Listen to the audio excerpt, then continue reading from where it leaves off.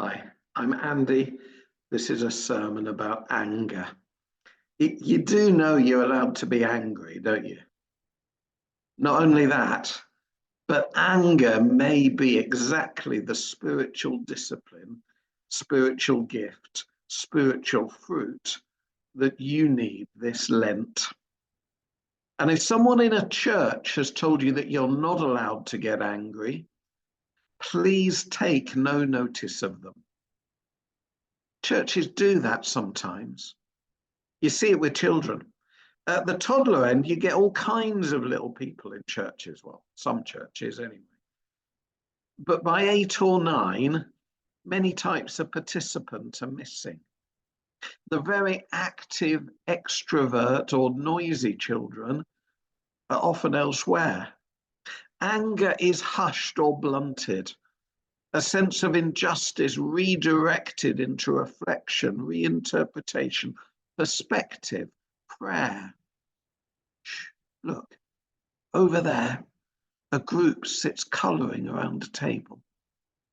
These children have internalized the virtues that the church has praised in them.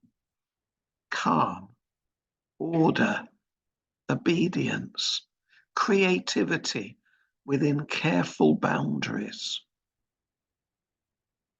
Using their intelligence to reach the right answer, staying put, staying quiet, not being too distinctive.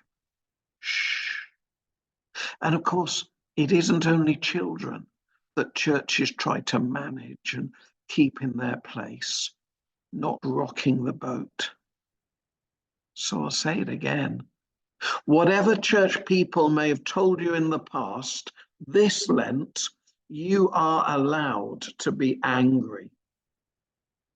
John starts his account of the ministry of Jesus in John chapter 2 by showing us two things about him. First, Jesus is extravagantly generous. This is a God who turns up at a wedding reception and says, "You haven't got enough alcohol, let me help." And second, Jesus is angry, astonishingly, publicly angry. And we're not 100% clear why Jesus was angry. Some commentators assume that there was some particular corruption among the merchants in the temple. And others say that what angered Jesus was the very fact of space intended to be a place of prayer being given over to commerce and religious tat. I suspect it was a bit of both. And to be honest, it would be weird if someone as good and just as Jesus didn't get angry at the crap that characterizes a lot of our world. But what do you do with anger? If you suppress it and deny it, you'll either become smug and apathetic or resentful and bitter. But either way, at some point, it will probably erupt destructively. If, on the other hand, you feed your anger like a cherished pet and give it free rein, it will grow within you, which may make you feel good for a while, but it will be more and more difficult to control. Jesus avoids both of these extremes. He neither denies his anger nor allows it to lead him into violence. He's like the burning bush, on fire, yet never destructive. As Saul Alinsky put it, we don't need hot, destructive anger, but, quote, reflective anger, purified by building character within oneself. Cold anger, which leads people to build warm relationships and to muster the courage and persistence to create a better world. And we need more of that kind of anger this Lent. Good anger, safe anger, level-headed anger, good-humored anger, even humble anger. In Paul's words, be angry, but do not sin, and do not let the sun go down on your anger. When the disciples saw the anger of Jesus, their minds turned to Psalm 69. I am a foreigner in my own family, says the psalmist, a stranger to my own mother's children, for zeal for your house consumes me. Caring as much about the Father's house and the Father's cause, so much that we're willing to be treated as strange by those closest to us. And to be honest, a passion for justice and a passion for the clearing away of religious distractions, that sort of passion may lead to people finding us weird.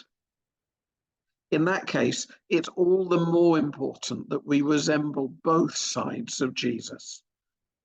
Jesus in the first half of John chapter 2, the perfect, gracious, generous, low ego wedding guest of Cana, who happily lets the bridegroom take the credit for the miracle, as well as the Jesus of the second half of John chapter 2, who burns for righteousness. As I say, I sometimes worry about children. But here's an encouraging story. It's about a church school that I know well. Essex County Council were planning to close the local library, and so we arranged for all the children, with the appropriate permissions, to walk down to the library and stand round it in a photogenic ring, singing the songs they'd learned in assembly. Regional TV news came to cover it. The children learned that they could act for justice and that doing so was connected to following Jesus. The next morning, Essex County Council announced a change of policy on libraries. And as a matter of fact, Gallywood Library is still open to this day.